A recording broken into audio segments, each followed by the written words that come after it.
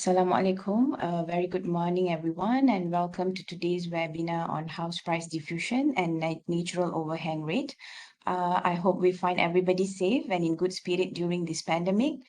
It is indeed an honor and privilege to have with us today Associate Professor Dr. Chyi from University of New South Wales, Australia, the Discipline Director of Construction Management and Property, who is also currently serving as the President of Pacific Rim Real Estate Society. His recent works on housing and property investment have covered issues such as housing economics, real estate future contracts, property finance, and housing submarkets, and have been widely published in leading property journals in the US and UK. Welcome, Dr. Lee, for today's event. We are delightful to have with us our very own Professor Surveyor Technologies, Dr. Ting from Center of Studies for Real Estate Management from Universiti Teknologi Malaysia. Prof. Ting is the assessor for professional membership of RICS and also the member of CPD Committee of BOVIA. Furthermore, Prof. Ting is the founding editor and editor-in-chief of the Property Manager Professional Journal of Malaysian Institute of Property and Facility Managers. In addition, Prof. Ting is the external PhD examiner for University of New South Wales, Western Sydney University, Queensland University of Technology, Australia, and Lincoln University, New Zealand, on theses related to real estate investment trust and property investment. I am sure today everyone is eager to hear from our distinguished speakers. Without further ado, we extend our warmest welcome to Associate Professor Dr. Chyi to present on the first topic in our agenda today on house price diffusion of housing submarkets in Greater Sydney. Welcome, Dr. Lee. Yeah, thank you. Thank you, Maszuwita. Okay. Maszuwita. Yeah, I haven't used this before, so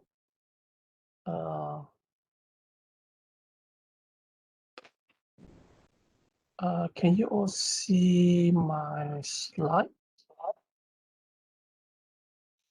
Still sharing. Started to share. Yes, doctor, we can see now. You can see now? Okay. Yes. All right. Yeah. Okay, can you all hear me clearly? You can see the slide, am I right? Okay. Yeah, thanks everyone. First of all, thanks for having me. And thanks for inviting me, Things, and for having to have a sections with you all to share with some of my research finding. And selamat pagi. Saya orang Malaysia juga, tapi selama tak cakap bahasa Melayu, so I think better speak English. Okay, so otherwise you wouldn't be fair with me. Okay, so all right. Okay, yeah. So yeah. Good morning, everyone. My presentation today is on the topic of house price diffusions or housing submarket in Greater Sydney. Okay, my name is Chyi, or in Malaysia, you probably would call me Chyi anyway. Okay, so I'm from Universiti of New South Wales. It's really good to be here and meeting so many researchers from Malaysia in property or real estate, or even in built environments. And thanks for attending these sections. Okay, for this paper, I need to admit this is not a new paper. When I discussed with Ting about the topics and things per se, because this is thing not many have been done in Malaysia. So I said, okay, maybe there will be an interest, so to work on this area later on. So that's why I present this paper. So the paper was first presented in the American Real Estate Society in 2019 in Arizona. And the paper was won the best manuscript in real estate market category at that conference.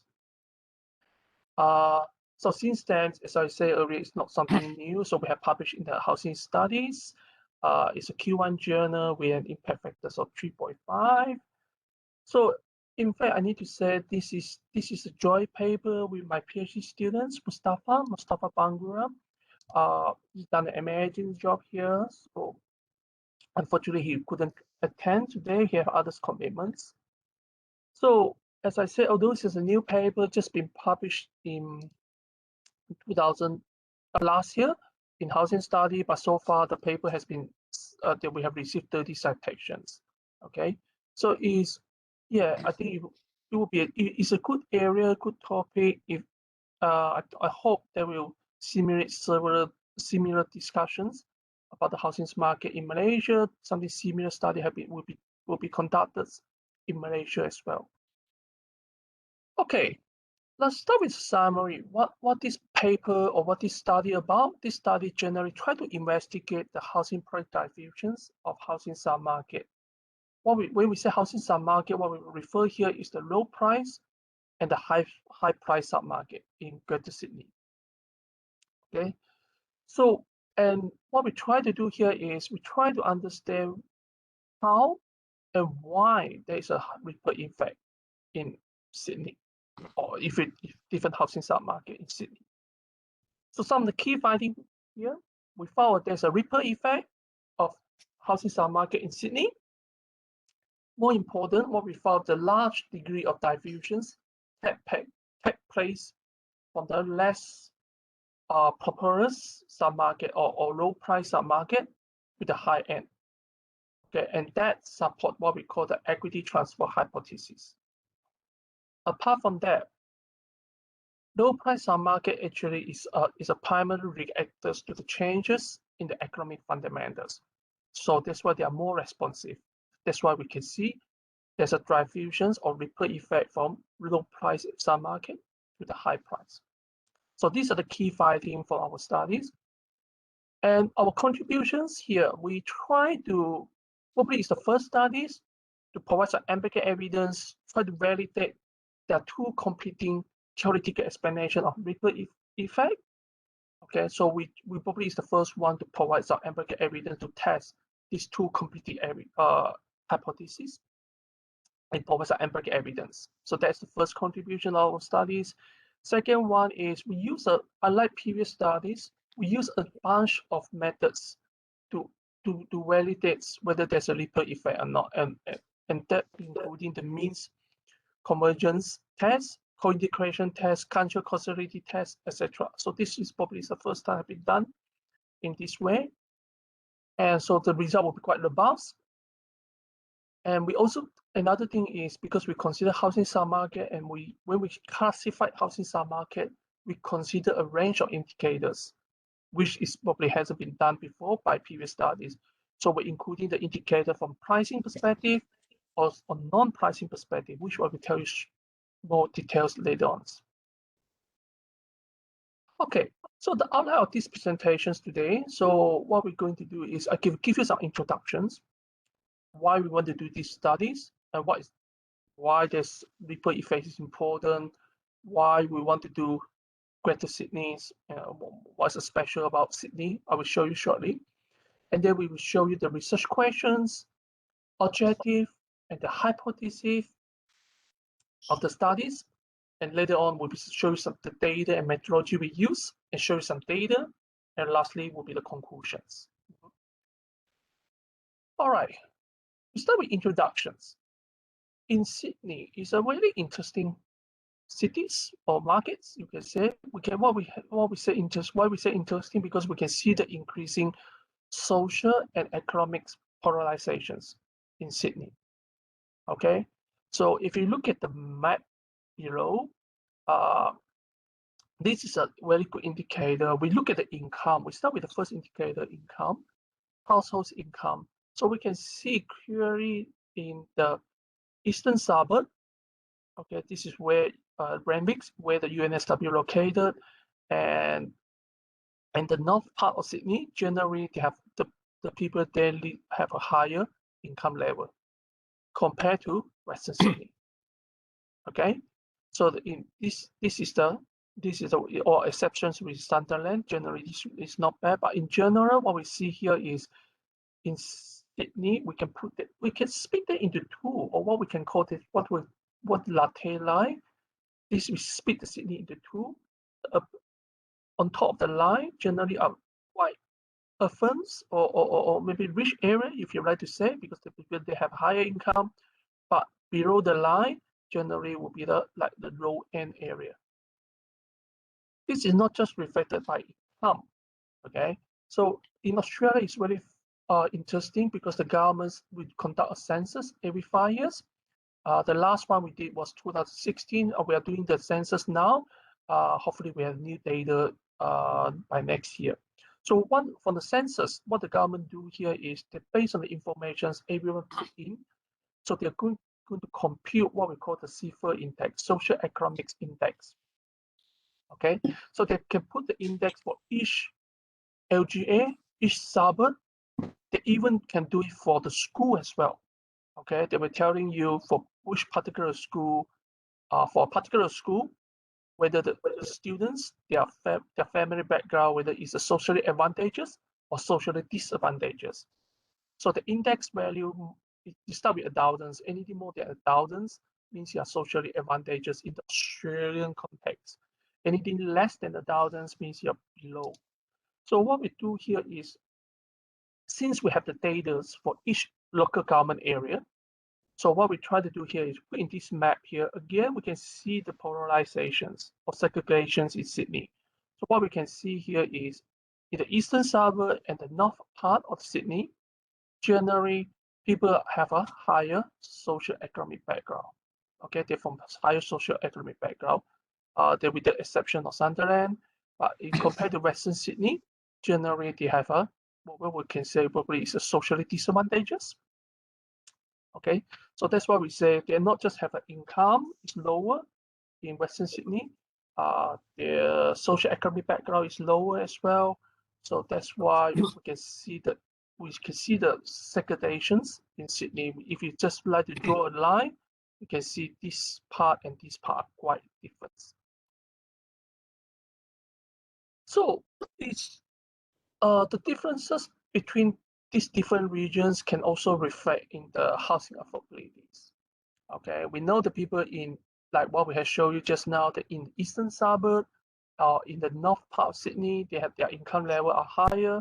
So what is more important, what is more interesting, you can see from this graph here, eastern regions, this is either eastern suburb, the lower the index where the housing affordability index value means more affordable.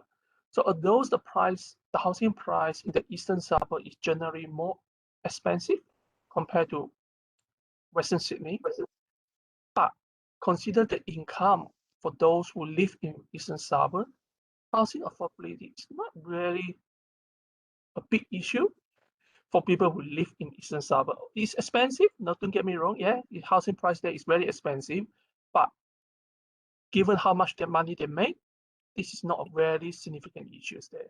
However, if you look at the western region, which is the blue line, it used to be very affordable in the 90s, but not longer the case. If you look at here, this is the situation that is much more less affordable. The issue is much more significant compared to the eastern suburb. Again, all this shows the differences between different regions in Sydney.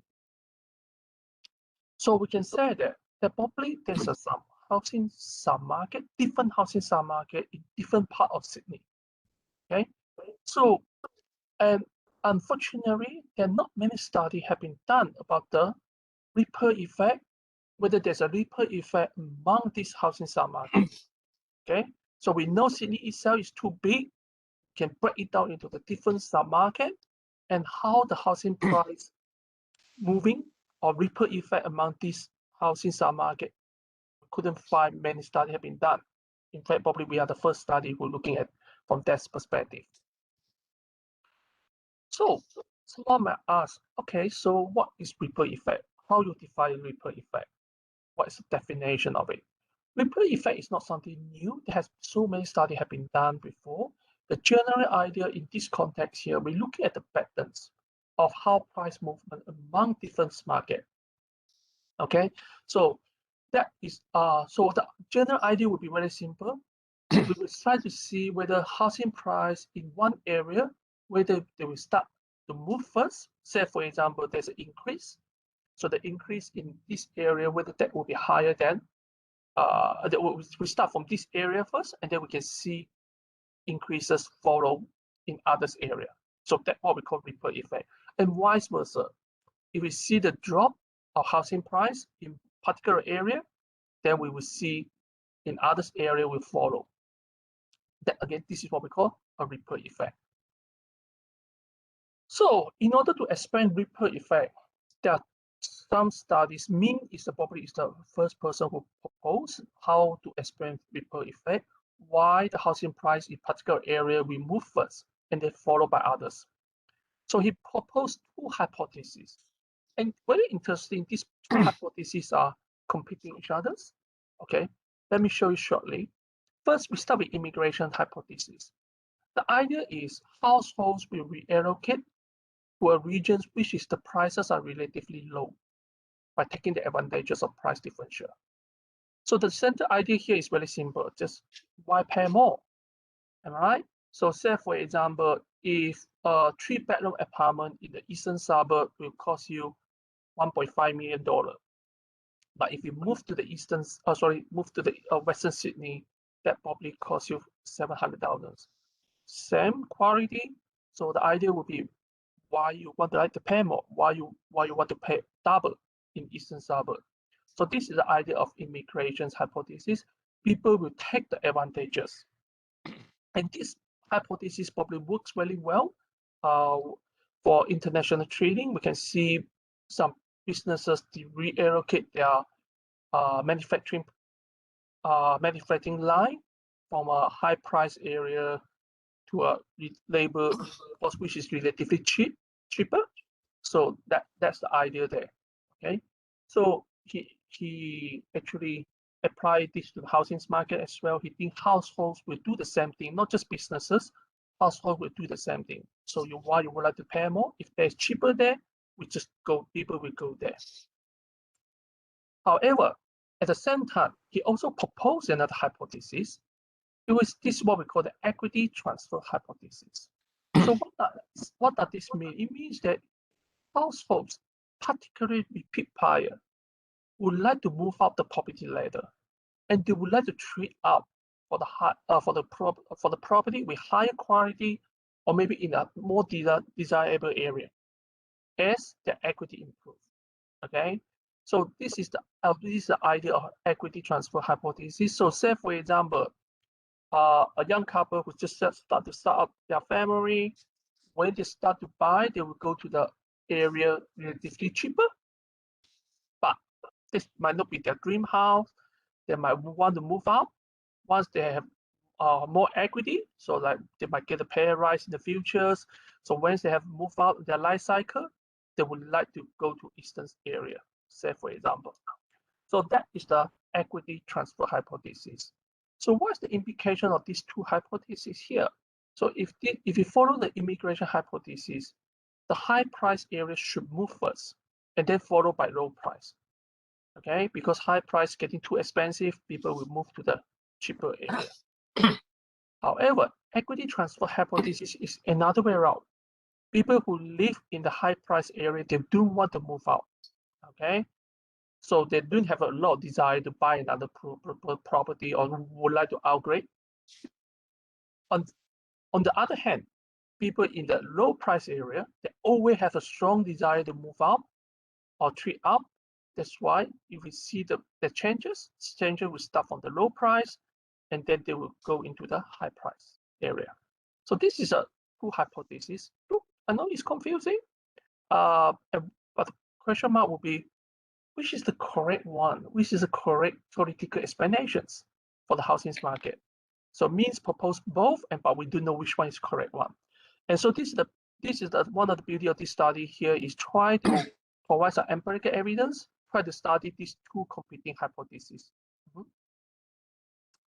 So if you look at the housing price, not just housing price, you look at the diffusion, linkages, ripple effect if you do the Google scholar search, with a lot of papers have been done in this area.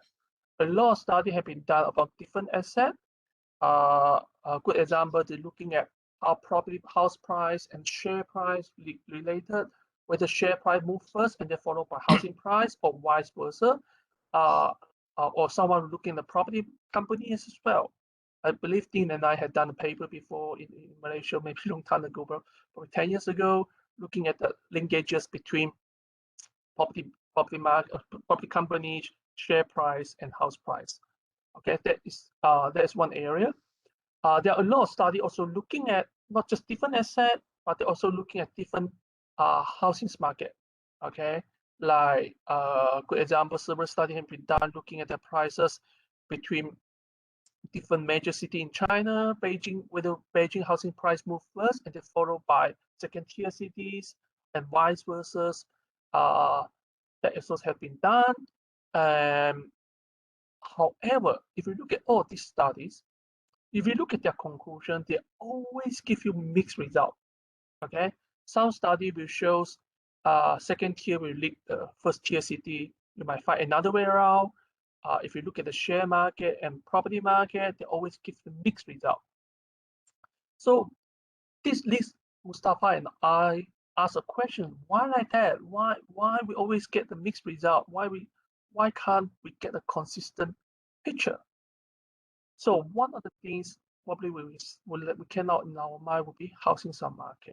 If you look at the housing market, like what I have shown you just now, if you look at the Sydney, there are some studies looking at Sydney, Melbourne, how they link to each other, the housing price. But this market are so big. I mean, Sydney is so diverse.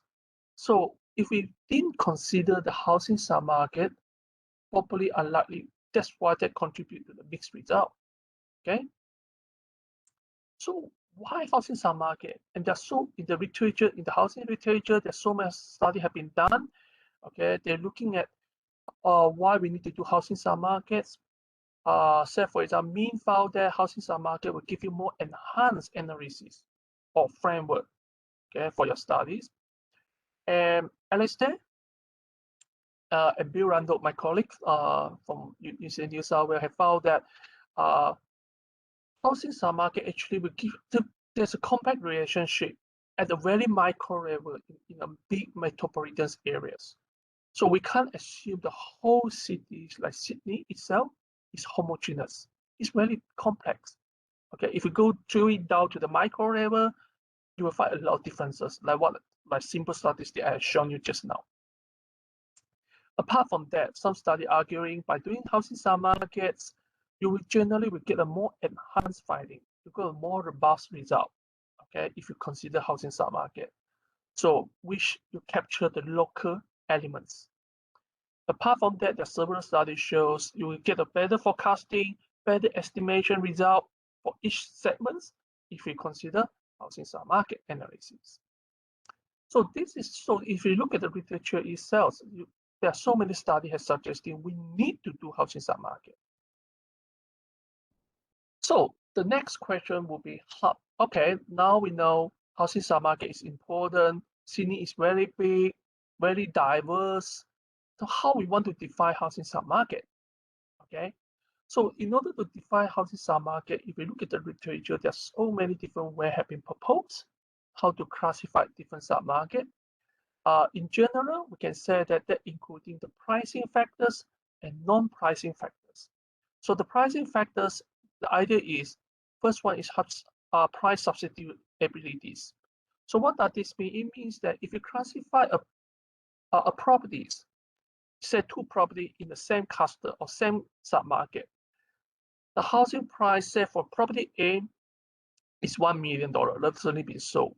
You wouldn't expect another property will be sold next month in the same cluster will be $2 million.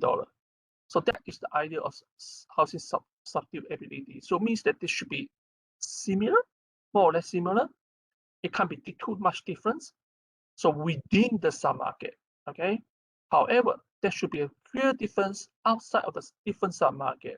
Okay, submarket A and B should be very different in terms of the price. So one area might be 1 million, another area might be just 600,000. That is the idea from pricing perspective. However, there are other studies looking at the social economics perspective. They say if you think something is within the same submarket, so the social economic background or the residents or the households in that area should be more or less same, okay, or similar. Okay, So there are several studies arguing, okay, apart from that, we need to consider the spatial dimension as well. Within the submarket should be geographically connected. Okay, you can't have one submarket here and then you think in the north and then in the south, you might say, oh, they're both in the both suburb, they are in the same submarket. That doesn't make sense. Okay, from if you look at the literatures. So for this paper here, what we try to do here is we try to classify our submarket for Sydney by considering all these factors. We're considering the price. When within a submarket, the price should be similar, okay? And we also consider the social economics. We want to ensure that the social economics in one particular submarket should be same, more or less. And they should be geographically connected. So by doing that, we subdivide the whole Sydney into 5 regions: West, East, North, South, and Inner West. And then we further classify these 5 regions into high price and low price. Okay, I will show you shortly. So this is some parameters or some key informations, maybe you would have to say, for different regions. As you work at, can you see from here, the housing price in Eastern Suburb is most expensive. Okay, compared to the West, it's more than double. Okay, sorry, this is the income. It's more than double than the resident who live in West. What is more important is if you look at their income growth.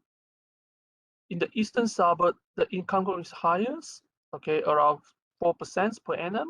But if you look at in the Western regions, the income growth for the residents there is just 1.3% per annum. So there's a lot of differences, okay, between these two regions. And what's more important, if you look at the unemployment rate, Western Sydney had the highest unemployment rate. However, Eastern Suburb has the lowest unemployment rate in Sydney. Okay, so that's what we say. In Sydney itself is very diverse. It's so big, and then you can break it down into different parts. And social economics index, which is computed by the Australian Bureau of Statistics. Again, we can see East and North have the highest social economics index, means they are socially advantageous. However, if you look at the West, it's considered socially disadvantageous area. Okay, so just clearly shows that from social economic background, all these are different. Okay, and these clear differences among these different regions. And if we look at the pricing factors here, and we put on the map here, and we can see from here, the price in Eastern Suburb is more expensive. They are above the average. Similar the case in the North area, but in Western Sydney, generally below than the average price in Sydney. Exception would be Sutherland, LGA. Okay, so again, we can see the clear difference in different regions. So based on all of this, when we define our submarket for Greater Sydney, what we try to do here is we within East and North regions as a high price, purely because of the average housing price and social economic background in this submarket are higher than the average figure for Sydney. And importantly, this submarket contributes 25% of Australian GDP.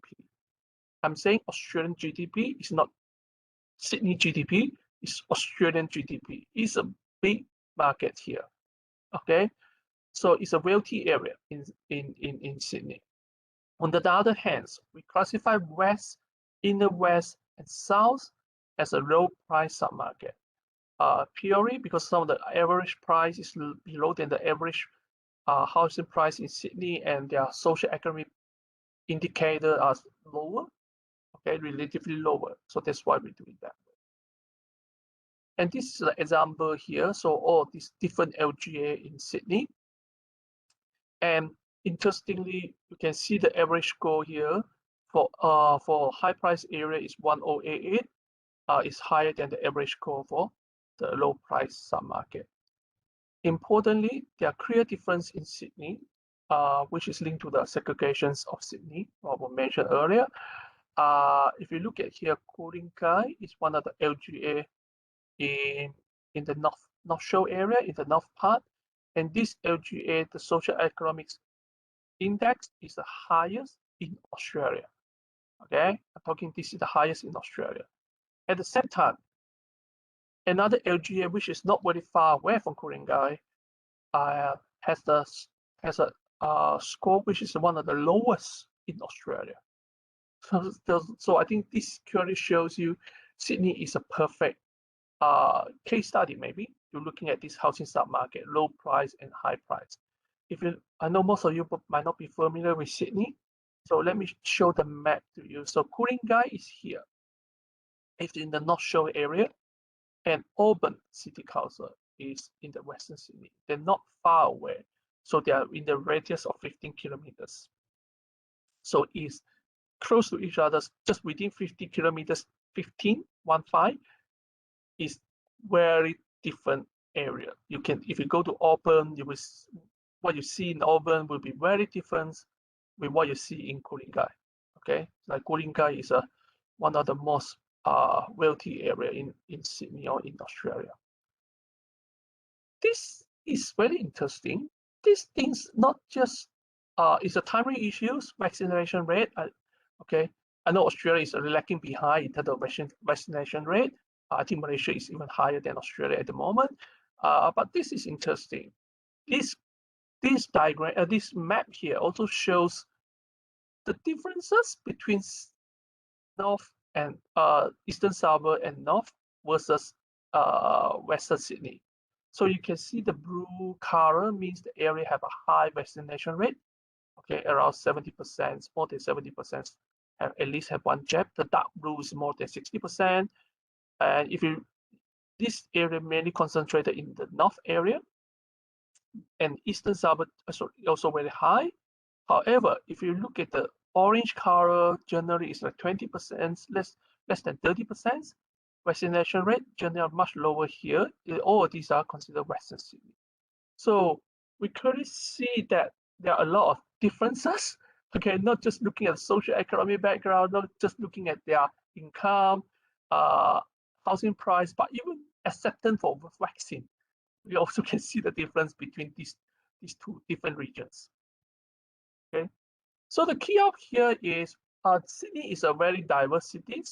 Okay, and we can break it down into different regions. So that's why we really need a submarket analysis to fully captures the local dynamics. Okay. So all this leads us to ask the following research questions. Is there a long-run relationship in the housing price between these different submarkets?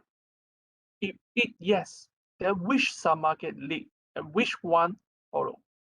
Okay, this is the first research question we ask. And then the next question is how market fundamentals affect this submarket? Okay, so these are the research questions, and having this research question, then we can formulate our research objective. Our research objective is try to investigate whether there's a long-run relationship between internal housing prices between different submarkets. Importantly, we also try to identify which submarket is the driver and which one is the follower in Sydney. And then the second objective, once we found that, we try to understand the impact of market fundamental on this housing submarket, and whether how market fundamental can be used to explain the relationship, what we found for the first objective. So the hypothesis, there are several hypotheses we propose here based on literature review. The first one, we believe that there should be a ripple effect within a metropolitan cities like Sydney. Okay, that's the first objective, because all the diversities and the segregation of what I showed you just now, we strongly believe that will be the case. However, for the second one, if there's a ripple effect, which one is the driver, which one is the follower, we're not very sure, because in the literature means propose two competing hypotheses. So with the first one will be based on the migration hypothesis. We think that housing price will spill over from the high price to the low price. For 2B, There will be another way around. It should be from low price to the high price, because this is what we call the equity transfer hypothesis. People want to upgrade. People from the low price area, they will always have a strong desire to move to the high price. Once they have more money, they will do that. So the price movement should happen in the low price first. Okay. So that's our hypothesis. How we're going to do this? We need the data. So we use a very unique data, which is by LGA, local government areas. So we have a quarterly housing price data. We collected for 25 LGA in the low price area and 15 LGA, which is seen as a high price area. Okay, all the data is from the land and property information in New South Wales. Once we've done that, we try to build the housing price index for these different regions. First, we're looking at or build the low price areas. Okay, as what you can see from here, the low price areas, the housing price probably reached to $800,000, $700,000. That is up to December 2016. However, if you look at the high price, it's almost double. That's reached to $1.2 million. So again, this shows a clear difference between high price and low price area. So even though the growth, what we have seen for the low price area grow very slowly, however, the high price area grew really quite rapidly. Okay. So that's about the data. So the next one will be, okay, the methodology we use. We use different methodology. We use means convergence test, and then we use co-integration test. We used dynamic OLS to do the different tests. So this is some result. The first one is the means convergence test. What we see from here is, regardless whether we put the ratio of housing, a low price to the whole Sydney or high price to the whole Sydney, what we found here is all these are statistically significant. So all these provide early indications there is a ripple effect in Sydney. Okay, and then we do the co-integration test. Okay, by using a co-integration test, what we can see, the trace statistic and the maximum eigen statistic, they're all statistically significant.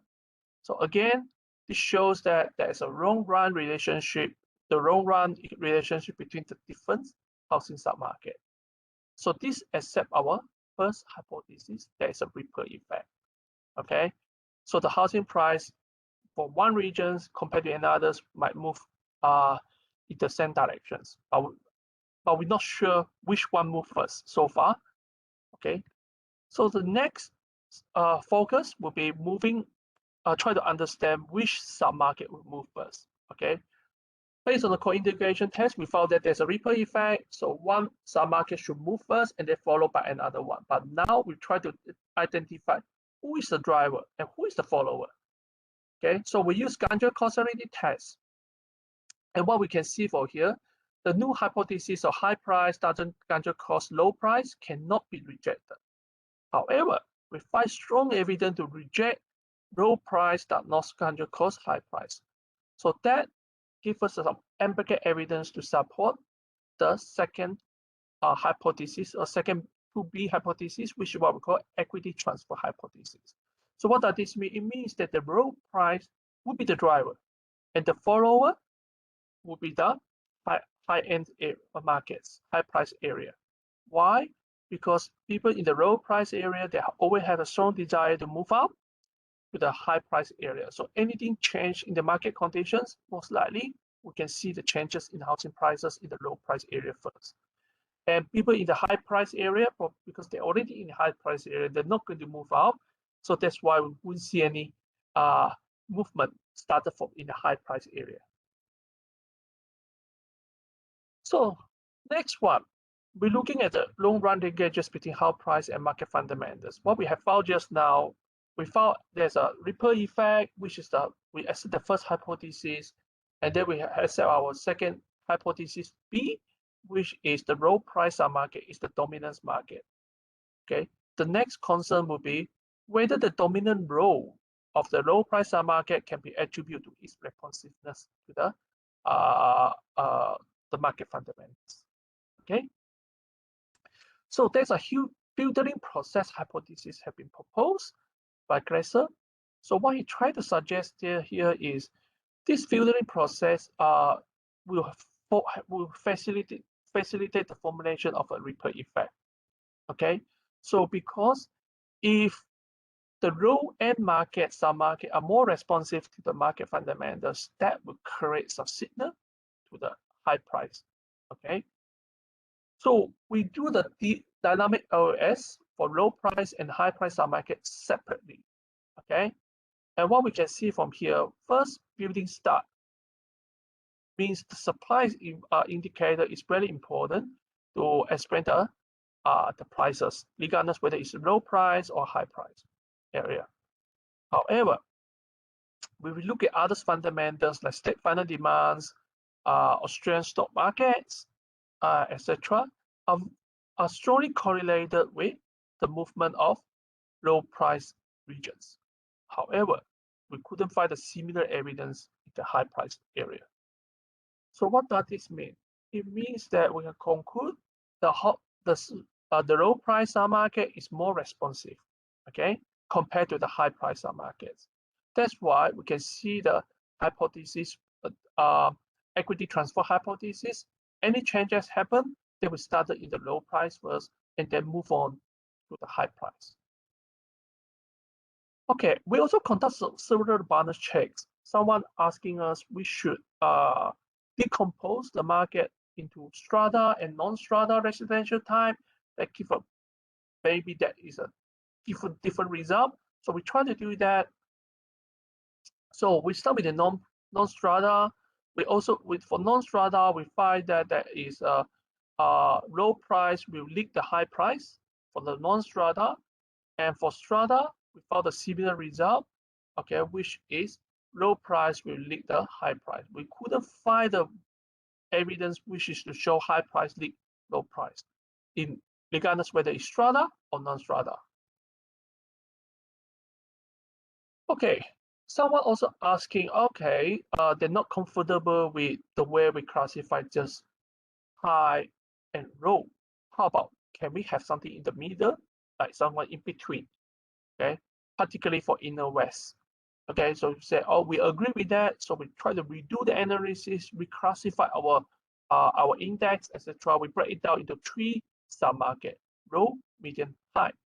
Interestingly, what we find here is we found evidence. Again, we found the evidence low price will lead the medium price. Interestingly, medium price will lead the high price, and this further support our equity transfer hypothesis. Means people have a strong desire to move out. So the low price area, people in low price area, they want to move out to the high medium price, and medium price will always would like to move out to the high price, and there's no vice versa. Okay, and so this is the result what we found. So as a quick conclusion here, regardless whether we break it down to strata or non-strata, and whether we break it down to the low, medium, or high price market, our results are quite robust. Okay. In addition, someone asking we haven't included the lending rate and the population variable is not significant. Why can't you drop it? We do all these against our results are quite robust. Didn't really change the conclusions. So as a conclusion, there are several key findings here. First, what we found here is there's a ripple effect of the Sydney housing submarket, and housing price will diffuse first in the low price and then spill over to the high price regions. Okay, and why happen like that way? Because the low price submarkets are generally linked to the what we call equity transfer hypothesis. Household in the low price submarket would like to move out or treat out for the high price submarket. Okay, once they have more equity. Okay, apart from that, we also can see that low price market generally is more sensitive, okay, to the key changes in the macroeconomic drivers. So there are several main implications there. So housing submarket, which is widely ignored, I guess probably is the right word, in housing policy decision makings when policymakers make the decisions they look at Sydney as a whole. No one really will look at, hang on, this policy probably doesn't work in Western Sydney. No one, a lot of policy wouldn't consider that. So that should be considered. Another thing is what we found here is housing investor generally, if you would like to invest in the low price submarket, for the investor perspective, you probably need to rethink, because based on what the result we have shown you, in the high price area actually grown faster than the low price area. So yeah, this is the end of my presentations. Thank you very much. Thank you for your attention. Happy to take any questions and comments. Thank you. Okay, thank you very much, Dr. Lee, for sharing your insightful views, and it is a very interesting study. And I'm sure participants wanted to know more about today's topic. So later during the Q&A, participants can directly ask their question to the speakers and also can leave their questions in the message corner later. All right, moving on, ladies and gentlemen, we welcome Professor Surveyor Dr. Ting to give us perspectives on the question of whether is there a natural overhang rate in the residential primary sector. Welcome, Prof. Thank you, Dr. Maszuwita.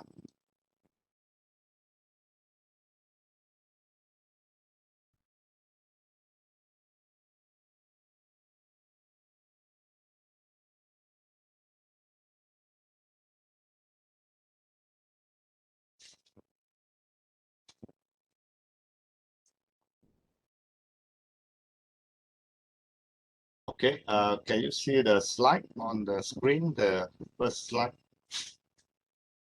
Yes, Prof, we can see. Okay, right.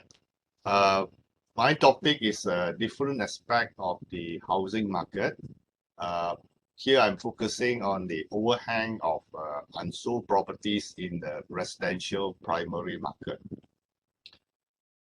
Overhang here actually another term for overhang means unsold properties, or in the US, it may be known as unsold inventories. Another term that you find on the title is a primary sector.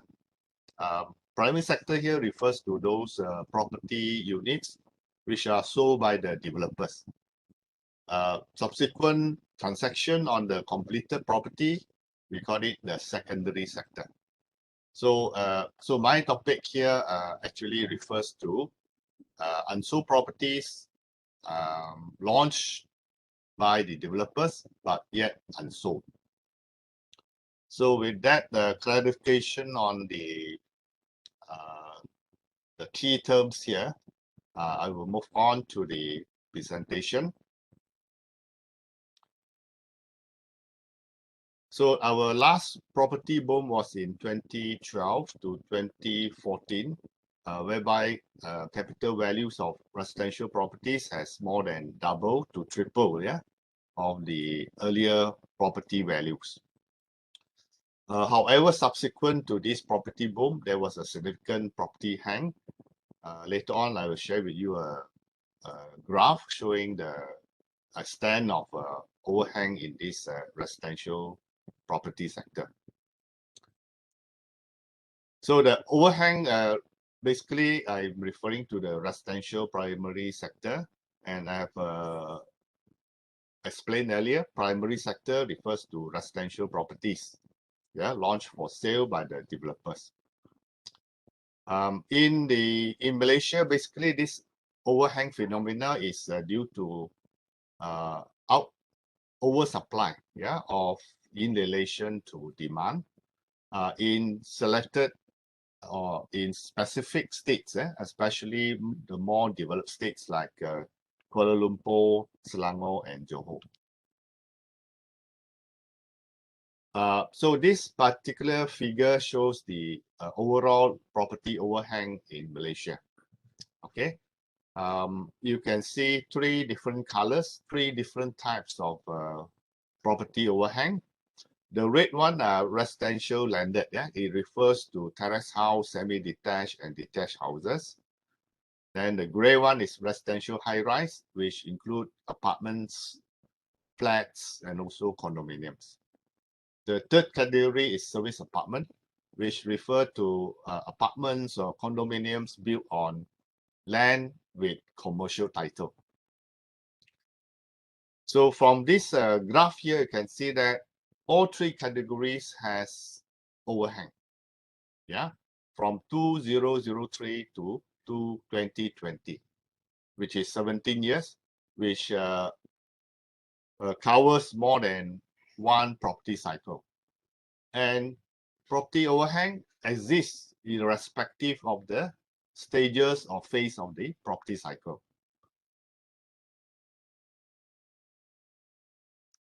So from the graph, these are the two observations we can see. There are overhangs in all three categories of residential supply, be it residential landed, residential high-rise, or service apartments. And the overhang exists irrespective of the stage of property cycle. So I go back to this figure here. You will notice that service apartment only started around 2006 in 2007. In fact, this service apartment is a new product in the market in the sense that only when the Strata Titles Act and also the various planning policies change in 2006, service apartment are being introduced. Yeah, are being introduced only starting in 2006. So when upon launching, you can see that there are already a small overhang of 0.7%. Yeah, and subsequently it has increased steadily over the years, 2.4, 3.5, and so on, right until of late. During the property boom in 1214, basically service apartment become very popular, and more developers start to build more of this service apartment. This has subsequently led to a big overhang in the service apartment in the last 2 years, yeah, 19 and also 2020, yeah, whereby the ratio, the percentage of service apartment overhang is much bigger than the other two property submarkets.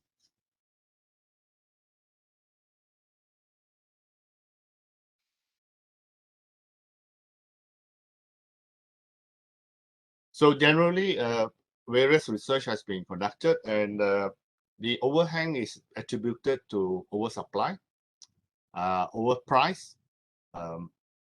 There is oversupply, and they cannot be sold simply because they are overpriced. Yeah, they are priced at above 500,000 ringgit per unit, which is generally above the affordability of the average income earner. So they are basically can only afford maybe something like 200,000, yeah, to 250,000 ringgit kind of properties.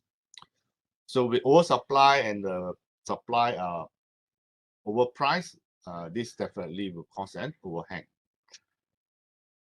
The third reason is supply-demand mismatch, in the sense that some of the supply are in location which are not favored.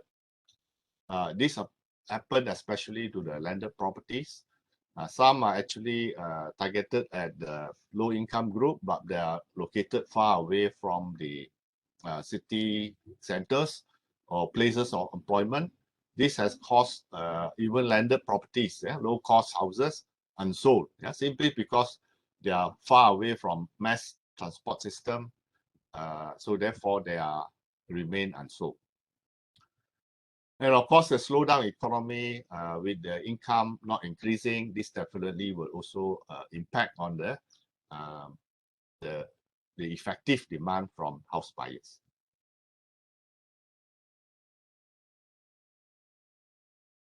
This particular figure shows the supply over the years versus the overhang. So the red line is overhang. Basically, you can observe that when the market is having a higher supply, there's also higher overhang, right? With lesser supply, overhang will also reduce, yeah? And more recent years, lesser supply numbers also reduce.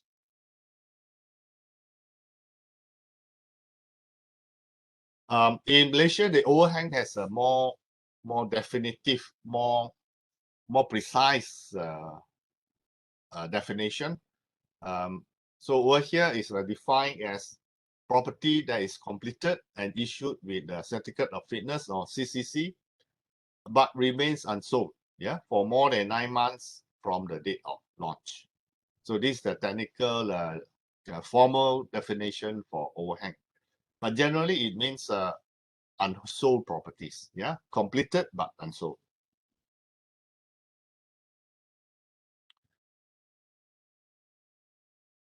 So since the overhang is a big issue, so I give some thought about it, and I managed to link it with the term natural vacancy rate. Yeah. So natural overhang rate, perhaps this is the first time that you heard about it. Yeah, because I created this term. Okay. So I will explain more regarding this. Now, how do I come about this particular concept or notion? Yeah. All right. So it's basically it's coming from the office sector, whereby you have natural vacancy rate, whereby the rate is generally speaking is about 5%. Yeah. Meaning that the maximum occupancy rate is 95%. And in the office market, there would consistently a 5% vacant office space. Why is that? It's simply because of the friction in the market, whereby the landlord takes time to find tenants to take up the space. And the old tenant, when they move out, they will take some time. And when a new tenant comes in, they would take some time to refurbish, to redo the layout, and so on. So therefore, there will definitely will be some space vacant, yeah, due to that. And this kind of space, due to the friction of this office market, we term it natural vacancy rate. Okay, so now I'm applying this concept into the residential market, whereby here I claim that there's a natural overhang rate for the residential sector. Okay, and the overhang rate here, the natural overhang rate, I'm referring to properties which are normally difficult to sell. Yeah, I'm claiming that among the property supply, within the supply, there will always be some units which are normally difficult to sell. Yeah, and for this kind of units, I call it natural overhang rate.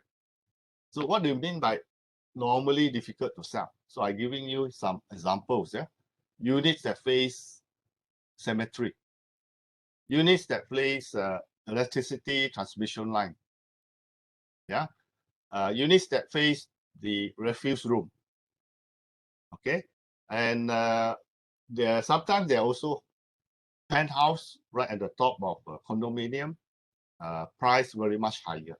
Yeah, and these are also normally very difficult to sell. So this is the initial idea that I share with you. I will go into more detail regarding this concept in the following slides. Okay, so I explain in more detail. Yeah, so like I said, in a typical residential development scheme, it is normal to find some overhang to assist. Okay, why? Because there will always be some units that are always difficult to sell. All right, and I term this natural overhang units. Okay, and it happens for not only stratified residential schemes like condo and service apartment, but also happen in landed properties. So what are the characteristics of these natural overhang units in the case of strata properties? So condo units, service apartment units that face transmission lines, cemeteries. Yeah, these are the units. Penthouse units, units that face refuse room, right? Units that are on the ground level or same level with the facilities deck, whereby normally potential buyers will perceive it to be more noisy, a lot of nuisance, yeah, and therefore units which share the facilities that normally are not favored, yeah, because of people normally like more privacy. So this is a good example whereby you notice that the topmost unit looks like penthouse, and they are facing at the pylons of the transmission line. Do you think it's easy to sell? Same thing in the picture here, apartments facing cemetery. Obviously, those units in the facing the courtyard and the block behind here, definitely they are easy to sell. But those facing directly the cemetery, I'm sure it will take some time before you can sell it. Okay, how about landed properties? Do you think there are units which are difficult to sell? Yes, there are. Same issue. Those facing cemeteries, those facing transmission line, and corner lots. Yeah, corner lots of a landed property normally price higher.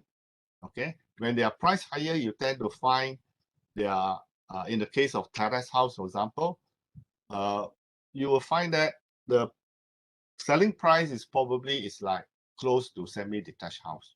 So a person who can afford that that money, most likely they will actually buy a semi-detached house rather than buying a double-story terrace house, right?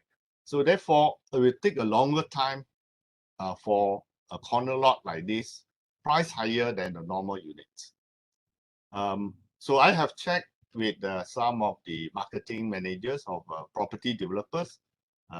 He did say said that corner units can be difficult to sell, yeah, simply because of the higher price. Right. Poor feng shui. In this case, house numbers, yeah, number 4, number 44, 13, right? But obviously, these numbers may not be a taboo for everybody because to some other people with different cultural background, different religious values, yeah, 4 may mean different, yeah. For the Chinese, 4 is a taboo, yeah. For the Malay, 4 is good, yeah. That's why you see cars with 444 owned by Malays, right? For Chinese, it's a taboo. 13, I have seen a chairman of a property consultancy firm. His cars are all number 13. So maybe number 13 is actually a lucky number to him, right? Of course, generally speaking, 13 would be not a favorable number, yeah. But to a small number of people, perhaps it's a lucky number to them. And there are also landed property which are below road levels. Yeah, you can see in these pictures here. Okay, so this one shows this bungalow below the road level. Okay, and yeah, some of the houses facing this island, right? This tower here, house number 13. And if you look at this double-story terrace, the amount of is a corner unit. The amount of extra land is almost the same as this double-story terrace house itself. Yeah. So and of course, developers will not sell cheap this the land price for this extra land. So when you total up, you easily cost more than 1 million. With more than 1 million, you can buy a semi-D, for example. So therefore, buyers have the choice.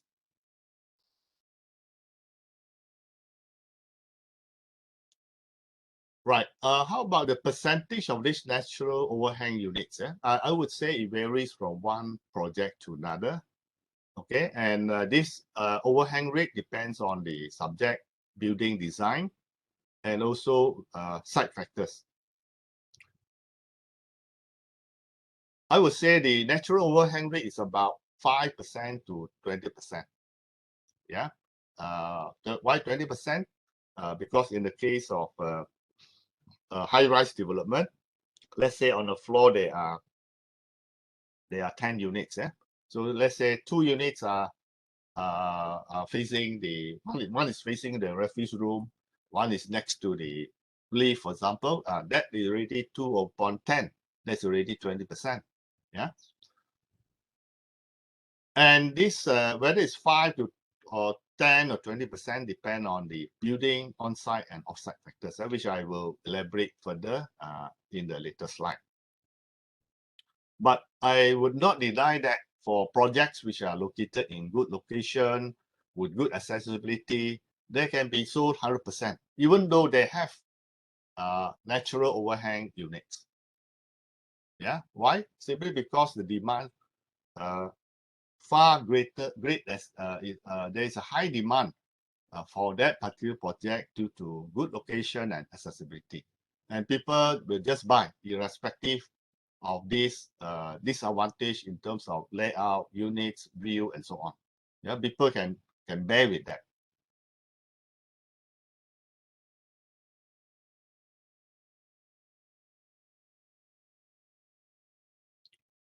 So I will focus on this part here, go into more detailed factors affecting the rate of overhang, whether it's 5, 10, or 20%.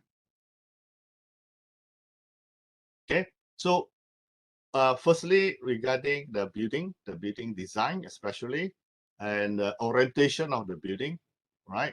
So whether they are facing the sun or morning sun, the evening sun, to some extent can contribute to the overhang. Building shape, yeah. Some of the building shape, they are designed in a round shape. The round shape, oval shape, they tend to create a lot of unusable space, yeah. And they contributes towards the natural overhang units. Sometimes the building are odd shape simply because of the development land are odd shape. Yeah, later I show you a figure for that. And within the building, yeah, the first two are regarding the building itself. But within the building, the layout design can also cause this natural overhang issue. You know, I mentioned before, units facing the refuse room next to the lift, yeah, units which are same level with leisure facilities, and units which are blocked by other blocks within the project. Yeah, sometimes within the project there could be 2 or 3 blocks, but the unit that you design actually facing the side of the building, the next building within the same development. There are such units in the market. Can you imagine you whereby your view from your living area facing the side wall of another block? You have hardly any view, but say facing another wall of another building, right? So definitely these are more difficult to sell. Similarly, there are layout for individual units which have poor floor efficiency, yeah, whereby a lot of space are used for circulation, for corridors. Okay, and the layout of the unit are odd shape. Okay, yeah, these are examples of odd shape layout. So for normal people, they look at this, especially this one, you can see quite a substantial amount of space for the corridor. Okay, and this one, a lot of odd-shaped rooms. This part here, odd-shaped room, right? And in this case, it's an oval or maybe a circular shaped building. It's shown here. These gray areas are wasted space. So you can imagine a person who bought this unit would actually own the whole parcel, and he has to pay service charge, sinking fund, including all this wasted space. Okay, and in the case of this one, you can see a very elongated kind of a layout, right? So I would think that these are seen to be inefficient, to some people, it may seem to be poor feng shui also.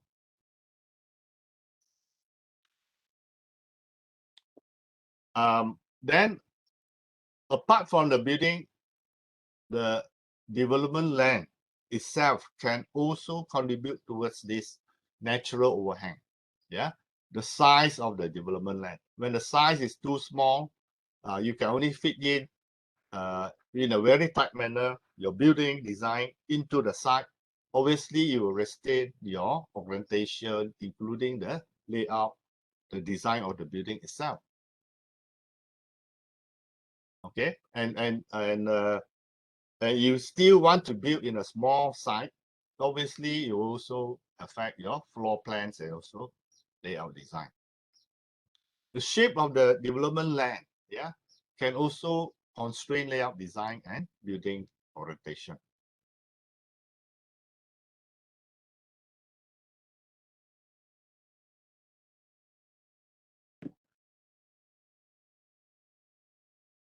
Yeah, this is the extreme.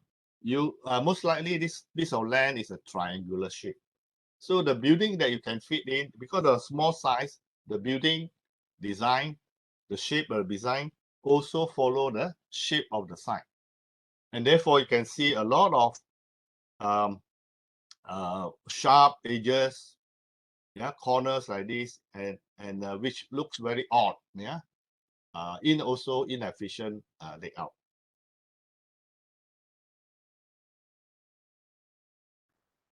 Yeah, why should this layout in this manner? Why should it not be in a more regular shape? So I would say it's more likely to be an irregular development site, the shape of it. Okay, and we look at this unit here. This is the entrance door, and this is the refuse room, right? It's almost face to face, and I would say this unit is more difficult to sell compared to the other two units. Yeah. And this unit here, you can see that the entrance is only here, right? So it's your unit from the outside. Your identity is this very little facade that you can see. Well, I don't know. Do you like to own a house like this? You come to your house and this is your house, right? And yeah, this one is also very close. This is already the entrance door facing this lift, right? Okay, they are almost like face to face. So these are the units which are going to be difficult to sell.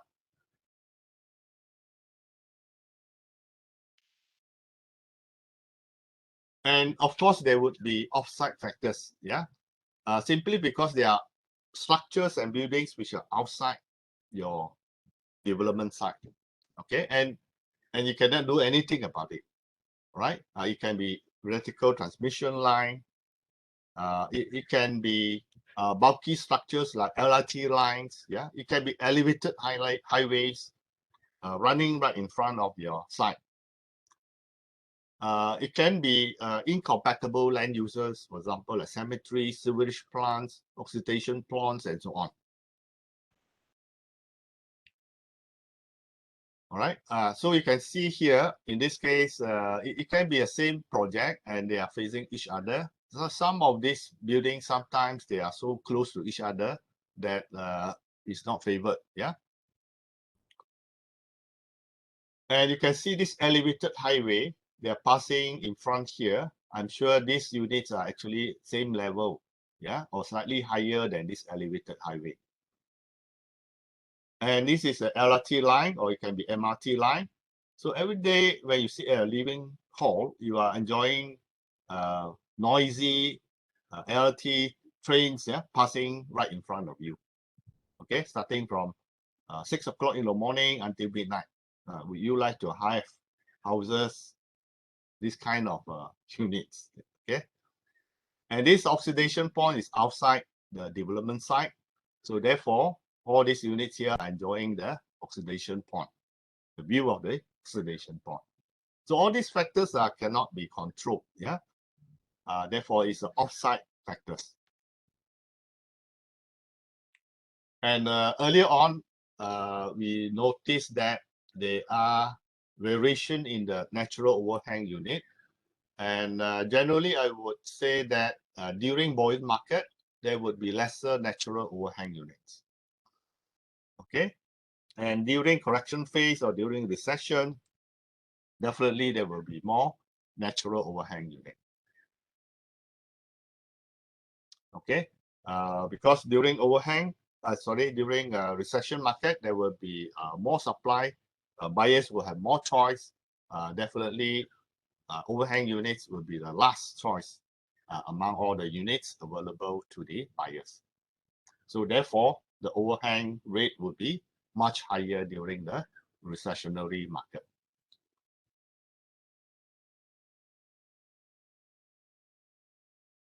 So what is the use of this idea? Yeah, basically, we can use this concept to determine what is the actual number of unsold units due to poor demand. Okay, rather than lump everything to say that it's an overhang, it's an oversupply, there's no demand. We can actually minus this natural overhang unit due to some inadequacies, some disadvantages in these units. Okay, so by minus the number of units, minus this natural overhang units should be the overhang units that policymakers should be more concerned. So I have an example here. Yeah. After CCC being issued, there are 30 units in a service apartment unsold. After 9 months, it remained unsold. Therefore, the 30 units are actually overhang units. Yeah. Out of these 30 units, 10 units are normal units, 20 units are natural overhang units. All right. So therefore, we can break down these 30 units and able to analyze in more detail about these 30 units of overhang, whereby 10 are normal units, 20 are natural overhang units. Okay, and subsequent later, in the next 3 months, for example, 10 units have been 10 units are sold, whereby 6 normal units are sold, 4 of which are natural vacancy units. Yeah, so therefore we can minus in this manner. 30 minus 10 is will be 20, but again the 20 can break down into 4 normal units and 16 natural overhang units.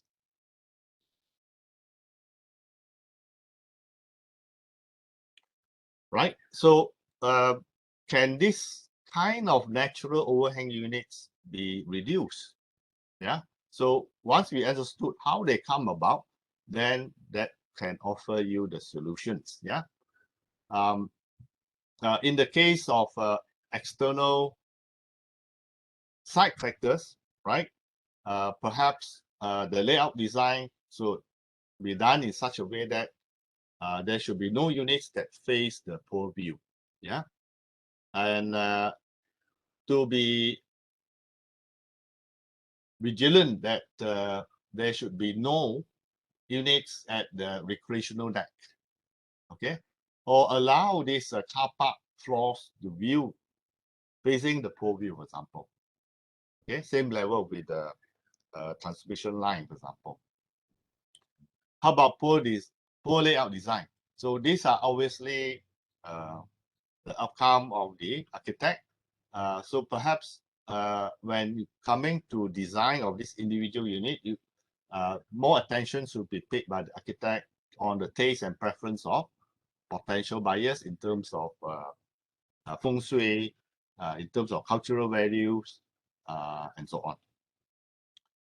And for penthouse, I noticed that nowadays it's no more common to have penthouse at the top of a high-rise development. So most likely they have already realized that penthouse are priced higher, they are difficult to sell. So they just have normal units throughout the whole blocks of the high-rise development.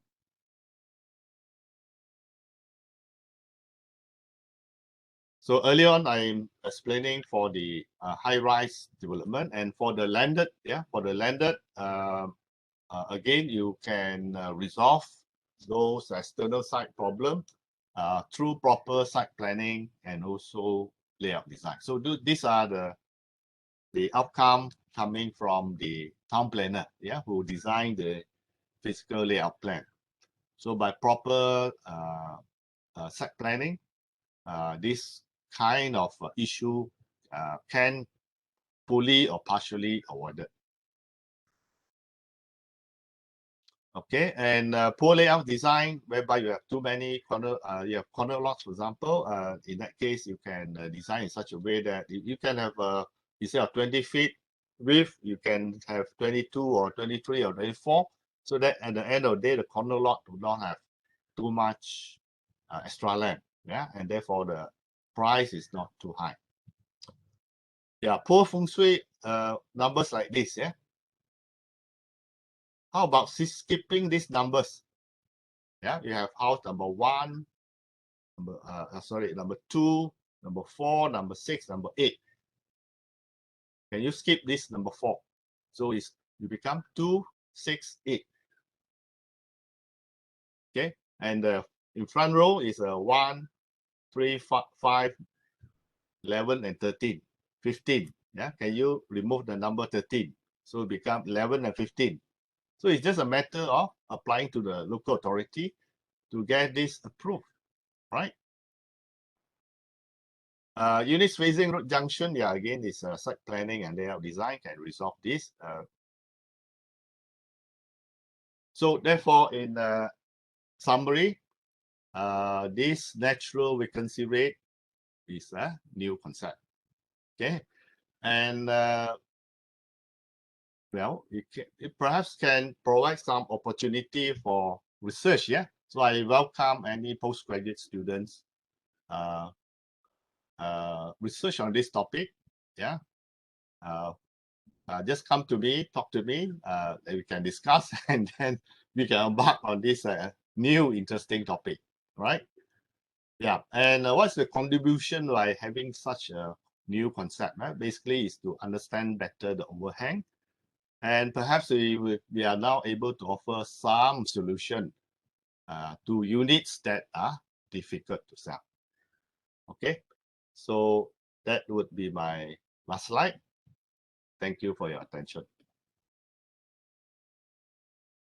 Okay, thank you, Prof. Ting, on your valuable perspective. It is a very interesting study and a specific research that contributes to natural overhang rate. Okay, now we will have our Q&A session. I think they already have questions in the chat box already for Prof. Ting. Is natural vacancy rate is only applicable for secondary market, and is there any relationship between natural vacancy rate and overhang rate in the residential property market? This is from Alia. Overhang only applies to the primary market. In Malaysia, basically overhang, we are referring to those new schemes that has been launched, completed, and still unsold after 9 months. So we call this overhang units. Okay, so subsequently, when the owners take over the key and sell, that we classify under the secondary market. Okay, so when it comes to the secondary market, they could impact on those investors.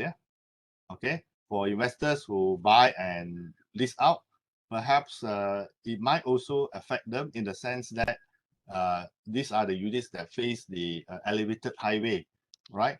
So tenants who come and view the unit may not view it favorably, and perhaps it may take a little bit, take a longer time to lease out these units.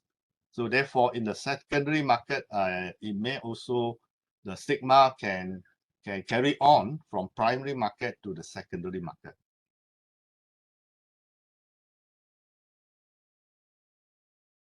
Prof, I think there's another question from Ayuni Fatiha. Are the property very near to the beach also have overhang issues?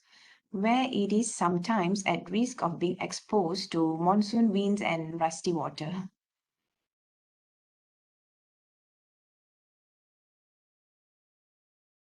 It's in the chat, is it? Ah, yes, in the chat. Oh, I see. Okay, yeah. Are the property very near to beach also have overhang issue where it is sometimes? Oh, I see. Okay. Properties which are near to beach, they actually enjoy the view. Yeah, these are very much favored by property buyers. Yeah, in fact, view is a premium in this context. View can be positive, very enhancing. View can be negative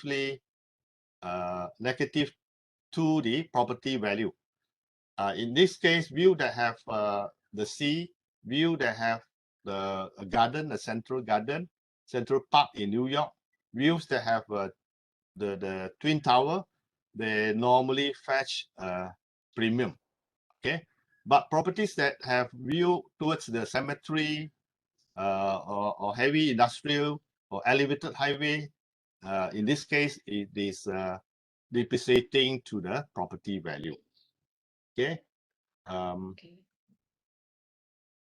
So it's not issue to have these units facing beach, facing monsoon wind, yeah, because it's only temporarily, so it's not a 711, 724 kind of issue. So so people who buy such units facing the sea, they would probably bear with it during the monsoon time, yeah, and the rusty wave, yeah, during that time. There's another question, Prof, from Jason. Why would developers still remain the design of penthouse when they mostly can't sell them? Yeah, I think the developers has the notion that units at the high end and at the highest most, they are sort of more better location, more supreme.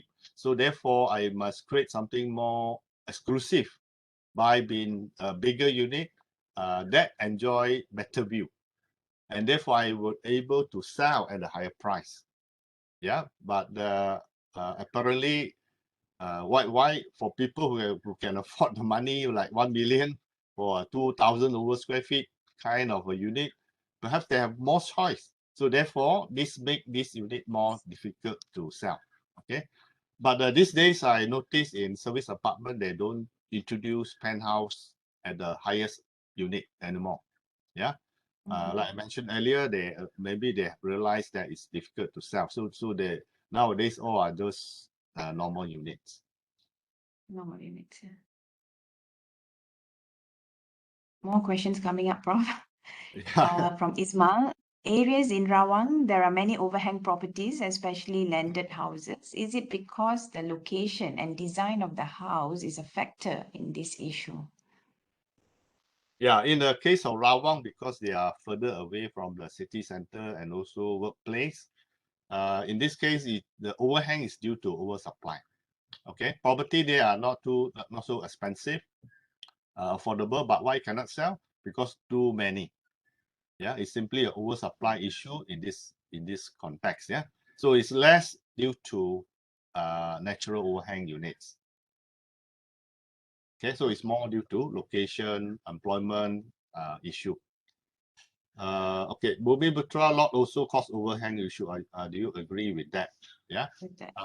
Yes, in certain states like Johor, I think a lot of Bumi units remain unsold. Yeah, perhaps this is a different, what do you call overhang, natural overhang, being due to regulations or regulatory kind of requirement. Yeah. So yes, in a way it is. Yeah.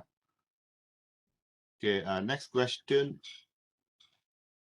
Thank you. Next question. How Oh does yeah, it's COVID affect for house price Chyi. diffusion? COVID. Because Yeah. in the recent years, Sydney had a short property boom. Is this majorly affected by natural diffusion or spillover, or an effect of government and finance incentives like the economic stimulus, low interest rate, credit, etc.? Dr. Lee, I think. Yeah, I think that probably is a question for me. Yeah, thanks, Anhua. Yeah, this is very important, interesting questions. Interestingly, when we just started the pandemic, there were a lot of people forecast the price go down, but I think what we did see, like Anhua mentions, that we have low interest rate, they relaxed the rules for lendings, the market did soften, maybe is the right word, a little bit during 2020, but what we see since after 2020, price did pick up since the pandemic, and actually, in fact, it's more expensive than and pandemic level now. That does have an impact. There's no doubt of it. And what another important thing is what we did see is the growth of the prices in the regional areas. That might be due to the work from home. It's become a norm now. People start to say, I probably don't need to live in Sydney. I can go somewhere a bit far from Sydney. That a lot of things is happening. So yeah, I think you're right. You raise a very good questions. Maybe we should really see the whole thing by capturing the impact of COVID, because it's very different now. So yeah, thanks for asking that question. It's very interesting questions. Yeah. Okay, thank you, Dr. Lee. Any more questions? Audience can also directly ask the questions to the speakers. Any more questions? Prof Ting, okay, good morning. Sorry, I joined late. Had another meeting just now, and Prof Chin, okay, sorry, thank you very much for joining us today. And just introduce myself, I'm the Dean of the Faculty of Architecture, Planning and Surveying. Okay, so thank you for sharing your experience and expertise with us. My question is related to Prof Ting. I don't know, maybe it's already covered in your lecture, so if so, I'm sorry about that. But I'd like to know that now the Puncak Alam area, okay, now that MDKS has been upgraded into Majlis Perbandaran, what is the potential for residential property there? Does it have a like positive impact to it with this upgrading? And how you foresee like in the future for the Puncak Alam area? Thank you. Yeah, Puncak Alam in the earlier days, maybe like 10, 15 years ago, is very much less developed, right? So with this new destination, that means the local authority would perhaps provide more facilities and amenities. And perhaps with more employment, more people would start to find working opportunities in the area. And this will subsequently create a higher demand for housing and subsequently other supporting facilities like shops, amenities, and also schools and so on. So I would say that with the new destination, perhaps if new working opportunities, new employment opportunities are created, more are being found in the area. This will spur the property market in the area and lead to higher demand for houses. And with more people, with more in-migration of population, this will subsequently trigger off a chain of economic reaction and relationships and spill over into the local shops, into the schools, and therefore more teachers have to come in to teach. So that would be the starting point. Nevertheless, of course, we need to look at there could be other majlis that are also being developed. That also in a way affected by the general road network, the kind of infrastructure that will be provided in the sub-region, and subsequently it also depends on state government what kind of facilities that they want to pump into those areas, right? If they were to put some key industrial park, industrial estate, right, that can essentially turn around those areas. So therefore, in the longer run, perhaps I would say depend on what the state government would like to do, yeah, on the area concerned. The upgrading to Majlis Perbandaran, do you think it will have a positive impact or no impact? Yes, generally, once you upgrade, that means that there will be more allocation, right, to the local authority, and which the local authority can utilize to provide more amenities and facilities. So this will overall enhance the quality of life and also workplace in the local authority. So these are the positive which can enhance the attractiveness of the local authority area. Yeah, that's a question. What do you think of high developer unit prices that cannot be matched with surrounding market value? How can they get the value at first? Yeah. So in this case, it's a developer's fault in the sense that they decide to price higher than the norm. Yeah. So if your development in terms of finishes, in terms of quality, do not match with your price that you offer as a selling price, of course, developers would not, the buyers would not buy in that context. Yeah. So that means that is a mismatch. In a sense, it's a mismatch whereby people, house buyers in the locality, they wanted to buy certain houses at certain price, but this developer price it at much higher. Okay, so in that case, of course, definitely it will be more difficult to sell. As to why certain project can be priced higher, it depends on your location and also accessibility. For properties in Taman Tun, Bangsa, Damansara, obviously you can price higher. Yeah, because those are the more favored location. But if we were to introduce the same kind of unit, same kind of pricing in Stapa, in Kepong, it's not going to work. Yeah. So developers been maybe wanted to make more profit. Perhaps they want to price higher. Yeah. Or maybe they have misjudged the market in the sense that when they launch the market, when they buy the land, it was already at the market peak, and therefore they have to sell at a high price. By the time the product is ready and launched, the market is already declining, it's already consolidating, but developer has no choice but has to launch it at a higher price. But market is already over, market peak is already over and already slowly declining. So therefore, this creates a more difficult situation whereby your units are highly priced.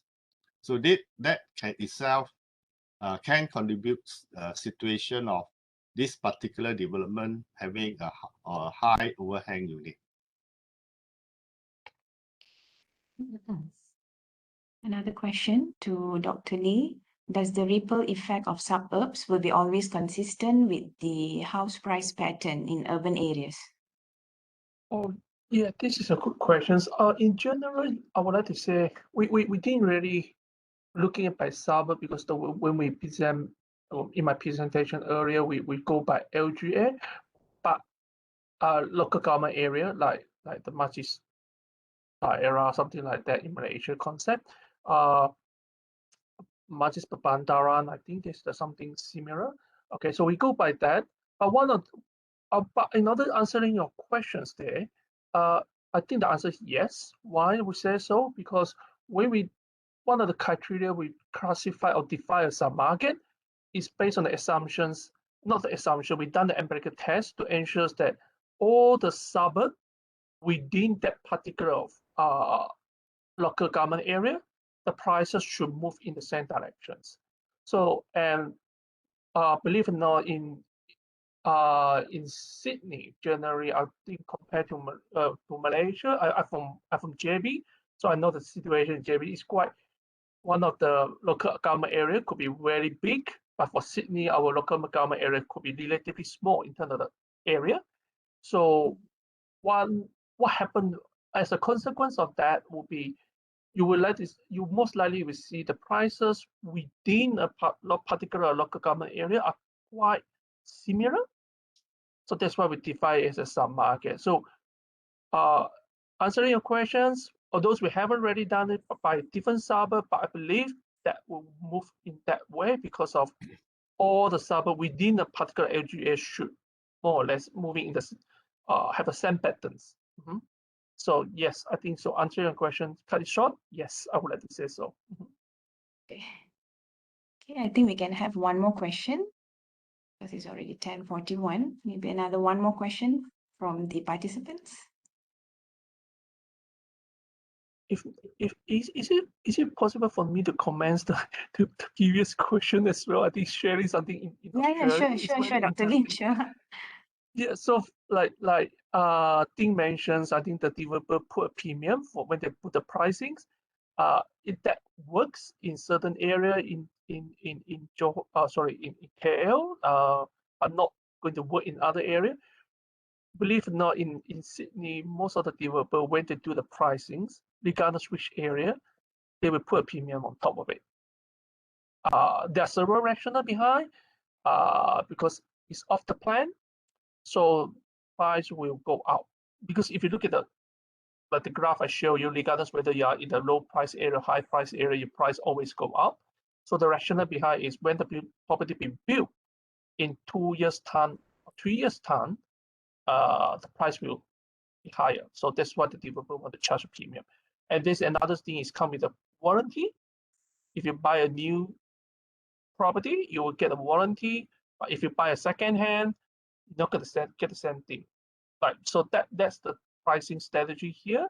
So yeah, it will be very interesting to see the differences in different countries. Like that Ting mentioned, I fully understand. It's very interesting in some nice area or high-end area in KL. That strategy will work. Not going to work in other places, but like in Sydney generally, we should see that is a difference. So, but maybe something similar to extent, like you will see a higher premium in the high-end area, but the developer will put as much. I wouldn't not sure whether it's probably say smaller is the right word. Smaller premium in a low price area. They will still put premium, but won't be that ridiculous high in the high price area compared to high price area. Again, I think that back to the uniqueness of the city market. City market is quite high price area and low price area. Again, the differences among these two regions. Yep. Thank you, Dr. Lee. Any more questions? Any more questions from the participants? Or maybe Prof Ting want to add on something? What our two papers basically we are focusing on market characteristics. As to Dr. Lee's paper regarding price diffusion, I think we have yet to conduct a similar study in Malaysia. So in other words, there is a research opportunity for postgraduate students to embark on a research on housing price diffusion. So again, I would welcome the students to come to us, perhaps even with some guidance and help from Dr. Chyi. I think we will do a similar study in Malaysia, right? So yeah, definitely. We have exposed. We have a good exposure as to what kind of research that we can be conducted in the Malaysian housing market. Yeah. So price diffusion is one of it, and this natural housing rate is also a new concept. So plenty of opportunities for research. Yeah. It's true. Thank you. Okay, thank you, Prof Ting and Dr. Lee for the Q&A session, and thank you for the participants. Quite a very fruitful questions that you asked us now. All right, we will have another 15 minutes, with Dr. Lee once again to speak on roles of Pacific Rim real estate higher education. Okay, sure. Welcome, Prof. Yep.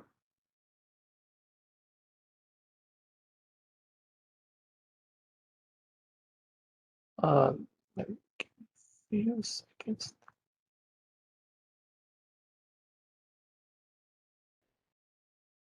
Okay, I'm not sure. Did you all see that? Or still sharing? Yeah.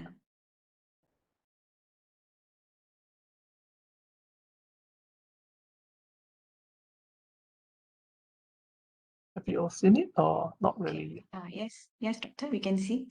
We Oh, can see okay. the slides. Okay, thank you. All right. Yeah, thanks everyone. Thanks for your time. I think that lastly, just if you can just bear with me, just want to do some promotions with the about the Pacific Rim Real Estate Societies. I'm the president for Pacific Rim Real Estate Society, and you might not aware of it. This is the society mainly based in Australia, but we have members not just from Australia actually. So this is something I would like to share with you all. Okay, the link between PRRES and Asia actually has been a strong link between Asia and Pacific Rim Real Estate Society. Although the Pacific Rim Real Estate Society, most of the members from Australia and New Zealand, but we have strong link with Asia.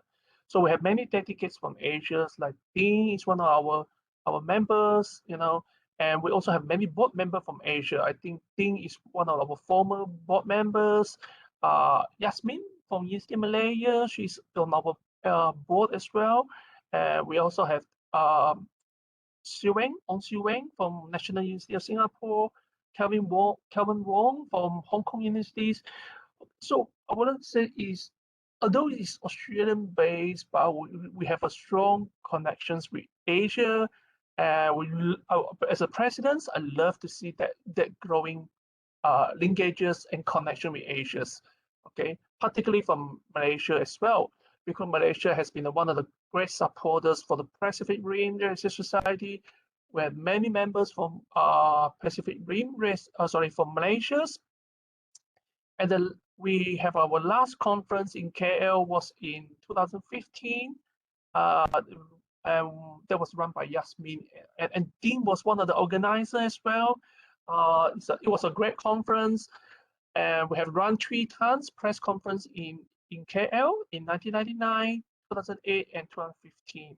So as I said here, there's so much connections between there, and I really hope there are so many potential members here. Feel free to join us. It's a very friendly society, okay. And another thing, if you would like to join us, the conference is calling for papers submission for abstract. That will be run online next year because of pandemic. We probably still have to run online.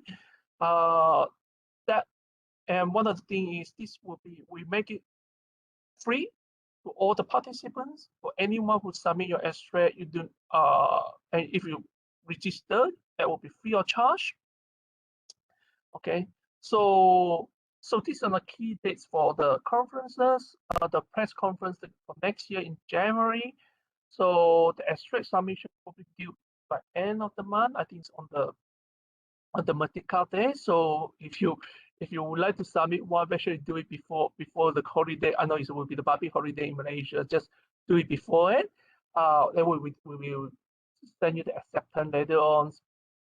And the registration will be opened by 6th of September. We're offering the double blind reviews. For any paper would like to have a full review, we can do it for you, and I will let you know whether the paper can be accepted as a reference paper or not by early November. And on 19th, there will be the conference dates. Okay, so if any of you interested to submit, I think there's some link. You can just go onto the Pacific Real Estate Society webpage. Just look at the format. Just download it. And just put on the link there. We put on the easy chair, and then we will go from there. So another thing, just for your information, PRRES, we are going to launch what we call the PRRES mentorship program. We welcome emerging career researchers to participate in the program. We try to get a mentor for you, try to provide some mentorships, like shaping your career or even some PhD student maybe some advice, etc. So that is something we plan to do. So all the current members or new members are welcome to join these programs. Okay, but if you are not a member yet, just make sure you join us as the members. And another for information is for PRRES is under the umbrella of international real estate societies. So we have sister society like American real estate societies, Asian real estate society, Europeans, Latin Americans, etc. So that gives you a very good connections for networking. Okay, I still remember my first press conference. I think that's the place I met Ting at the conference, and then we build connections. And so I think it's a very important, I think very good way to build your networks and make peoples. You can meet the people from around the world because our press conference has members from around the world to join us because we're part of this international research societies. And again, it's a friendly society, and we always welcome new members. So don't be afraid. If you have any question about the membership or you want to join us, or the information about the conference, feel free to just drop me an email. I'm more than happy to, put you to the right persons. Okay, so this is just end of it. Very quick and sharp. So just happy to take any questions or comments. Thank you. Thank you, Dr. Lee, for sharing on the roles of Pacific Rim Real Estate for Higher Education. I think truly it will benefit the students, property researchers, and academicians. Is there any questions from the participant regarding Pacific Rim Real Estate? I think, Chyi, I think maybe you can elaborate on how PRRES can support postgraduate research students. Oh yeah, sure. For PRRES, there are several ways we can support them. One is the mentorship. We can if you need someone apart from your supervisor. So if you're doing a PhD, you want someone apart from your supervisor, just give you some guidance, like what you should do, not just about your PhD. Or the mentor probably won't comment or helping you or do the role of supervisor. But if you were thinking of like a lot, this is the thing. I know a lot of PhD students. I always ask my PhD students to think about what you're going to do after you finish your PhD, after the submission of your PhD, what are going to do. So that's things like the mentor can help you with that, give you some ideas, helping you to whether you want to join the industry or whether you want to join the academics, and what should you do in order to put yourself in the good positions for those positions. So that is one. So I strongly recommend you to join the mentorship program if you are interested with. Apart from that, for our Pacific Real Estate Society conference, we do know PhD students or postgrad students a little bit when they do probably might be the first presentation at the conference. So we have a postgrad or PhD colloquiums for them. It's a dedicated sections for PhD students. So they not just meet others established researchers, they will also have an opportunity to meet others PhD students as well. So they will get feedback. Let me make clear, it's supportive feedback. And it means to be supportive, not good feedback, in a constructive way. And you get feedback from your work you presented, and you also get the benefit from meeting others PhD students. So again, that will be good for your networking in the long run. Okay. Yeah, in fact, it's likely that you may meet your external examiner. That's during the conference. That's true. Now, That's if you true. don't meet it in the PRRES, you may meet them in the Asian Real Estate Society, or you may meet them in the ERES conference, or you may meet them in the ERES conference. Yes, that's true. So yeah, I think you're absolutely right. It might be an opportunity for you to meet your prospective PhD examiners, and yeah, you might get some early indications from your prospective examiners about your works, and what need to be done, and etc. So that is a lot of benefit for it. So make sure you join us, and yeah. Yeah, the other thing is on the publication opportunity with PRRES. I understand PRRES publish Pacific Rim Property Research Journal, which is Scopus status and published by a reputable publisher, Taylor and Francis. So perhaps, Celine, you can elaborate on this. Sure. We have this Pacific Rim property research journals. Is indexed by Scopus. In the process of moving to Web of Science, but now it's just under the emerging Web of Science. So we don't have an impact factors, but the paper you've been published there will be count in Web of Science for citations and for Scopus as well. And currently it's with Helen Francis. We are the contract probably is expired by end of the year, but we are forming a strategy about whether we should still go with Helen Francis or what we need to do with other publishers, etc. But it's a good platform to publish journals. I can't speak on behalf of the editors, but my former colleague was the previous editor. He always said the journal have a strong mandate for helping emerging career researchers in a supportive way.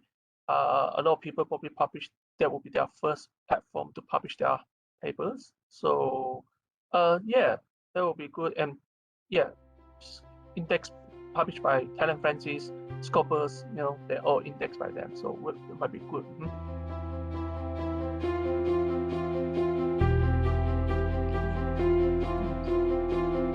I think we have come to the end of the session.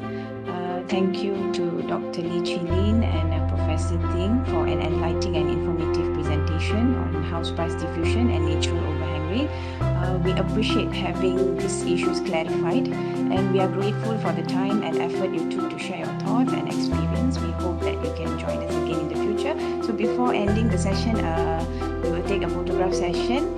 And for the participants, you can fill up your Google form for your attendance. That's all, and also e-certificate. Okay, I think I'll get on the camera for the screenshot. Okay.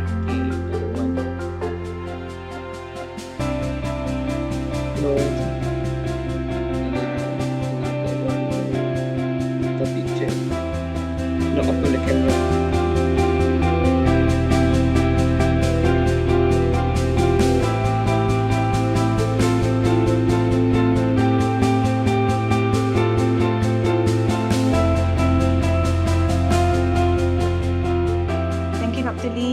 Thank you, Professor Ting. Thank you, everyone, for joining us today. Thank you so much. Thank you, Celine. Thank you. Thanks everyone, and thanks for having me today. It's good to see my fellow Malaysians. Okay, thank you. Prof. Yeah, thank you. Thank you, Dr. Lee, Prof. Ting. Bye, Doctor. Thank Bye, you. Prof. Ting. Bye, Dr. Bye-bye. Lee. Bye. Thank you, Dean. Thank you. Yeah, thanks, Ting. Thank you. Thank you, Dr. Lee. Hope to Thank meet you. you Thank in you. Malaysia. Be able to come and give a talk in person at FS. Yes, definitely. Hopefully we can travel soon. Okay. So Thank you. So maybe we send the invitation later on once. It's okay. Yeah, I would love to do so. Thanks. Okay. Thank you. Thank you. All right, thanks Bye. everyone. Have a nice day. Bye. Thank you. Bye, Doctor.